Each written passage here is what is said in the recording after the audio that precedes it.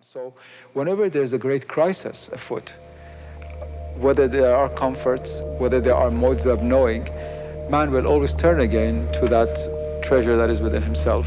And this treasure does not deny those other modes of knowing. It simply says that you gain a great deal of knowledge by knowing astrophysics, but you also lose a great deal of knowledge by not knowing what traditional cosmologies are all about, what they symbolize and what they mean.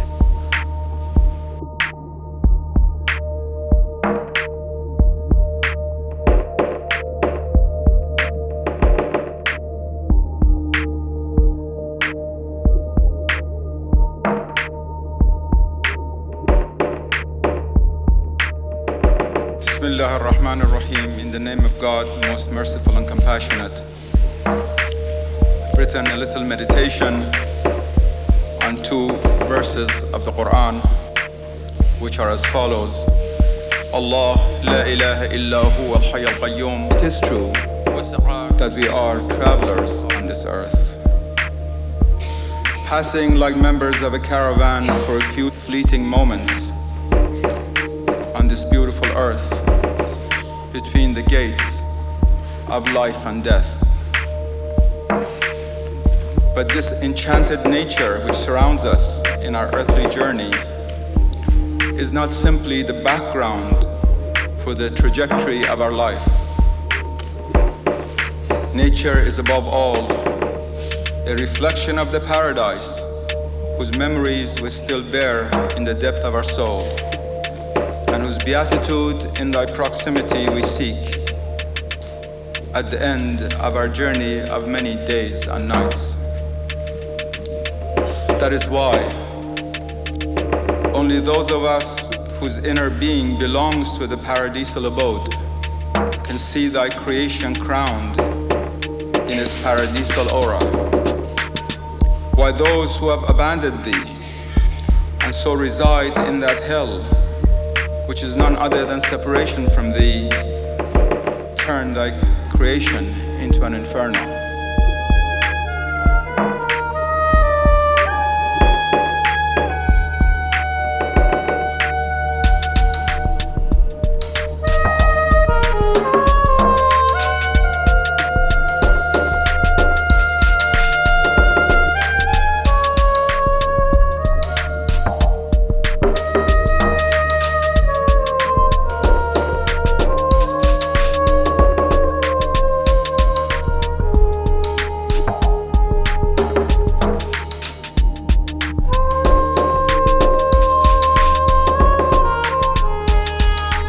I certainly don't want to see the end of the human experiment. It's an incredibly important and interesting, exciting experiment. We are the only self-reflective creatures that we know of on our planet. That is, we know that we know.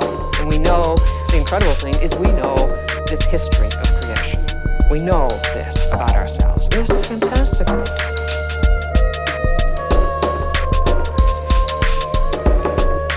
Awesomeness of the universe, you think about the 15 billion-year-old history and what's coming, you think, well, who are we? We're puny, we're unimportant. And there's a kind of diffidence that sets in, a kind of moral diffidence. It isn't worth struggling for. I mean, we're just a blip on the screen. I think that's a kind of, I don't know, to me, a kind of decadent aestheticism.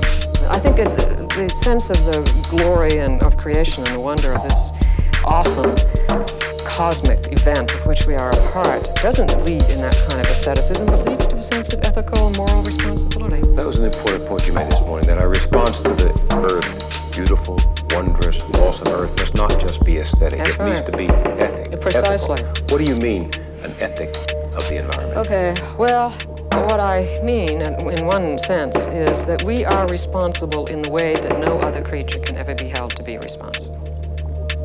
That is, in the classic sense of Jewish Christian tradition, we alone can sin. Now, what is meant by sin? What is meant, I think, is what I said this morning, living a lie.